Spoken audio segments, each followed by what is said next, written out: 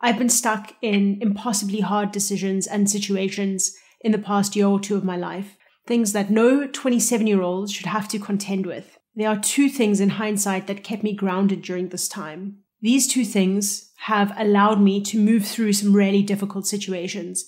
One, a why. Two, an anti-why. We all know what a why is, so I won't go into too much depth and unpack that. It's the reason you get up, the reason you're doing something. What is the thing you're doing now moving you towards? What do you want from your life? There's a lot that goes into unpacking this. An example of one of my whys is that I moved to Sweden in order to learn and gain knowledge that I probably wasn't able to get in South Africa for whatever reason. I also wanted to be independent. I wanted to live outside of home, away from my parents, and on a starting salary in South Africa that just wasn't feasible or possible, which is a completely different situation in Sweden. Here, from day one of my salary, I was living a very comfortable life. I was even able to save and do things that in South Africa I couldn't do. Take trips with my friends, get into new hobbies, try new things, spend money on clothing or food that wasn't strictly necessary. You know, I could be flamboyant with what I wanted.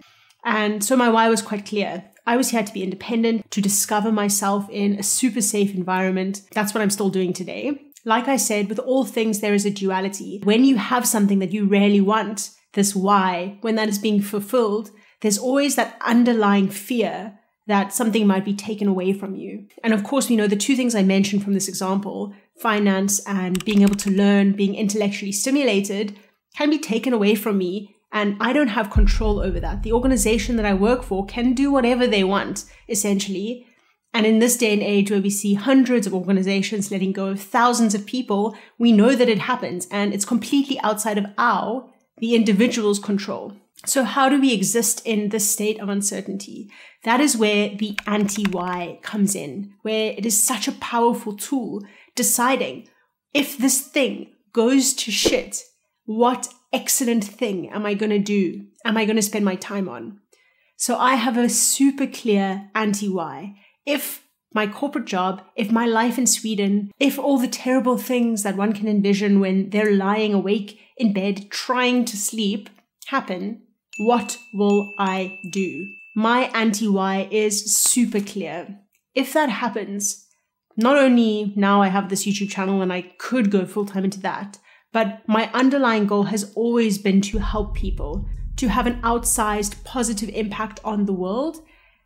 I'm not doing that right now, but I'm trying to work towards it by learning skills that will allow me to do that in the future. But if the shit hits the fan, then that is what I can try and go and do. That is the thing I can go and explore.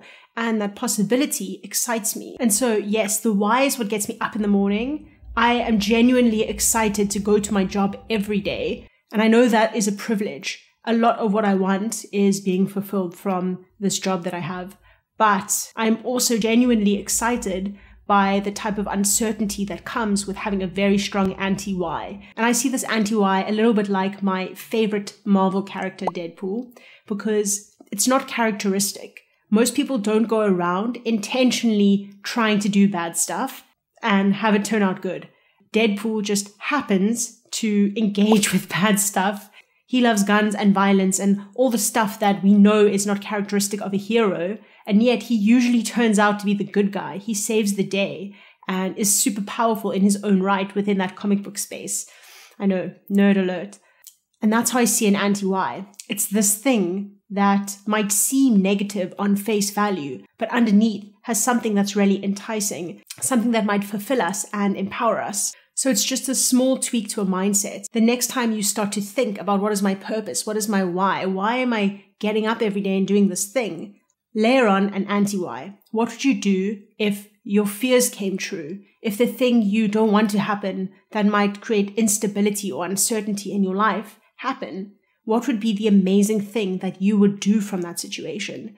And if you find you have some excess energy in your life, you can even start to take the steps towards that anti-why, like I have with this YouTube channel, and start actioning the direction that you want to take.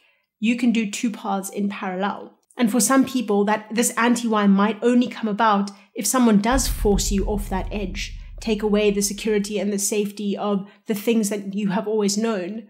craft it, really lay out the steps of what it would take. But it could be that you know how much buffer you need to save up to really start to engage in this anti-why. You can already start to set up small pieces of your life that if some fearful thing ever happens, you can immediately start to engage with that thing that you might not do otherwise.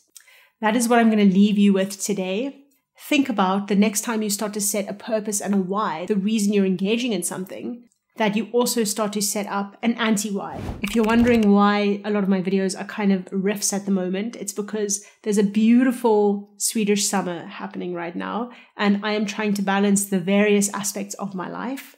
It is close to 10 p.m. and that is the light. So you must know I have a very specific sleep methodology for keeping on track in this sort of fluctuating light. If you are interested in that, comment down below. And if you have any other thoughts on this topic, also put them down there and I will be sure to check them out. See you in the next one.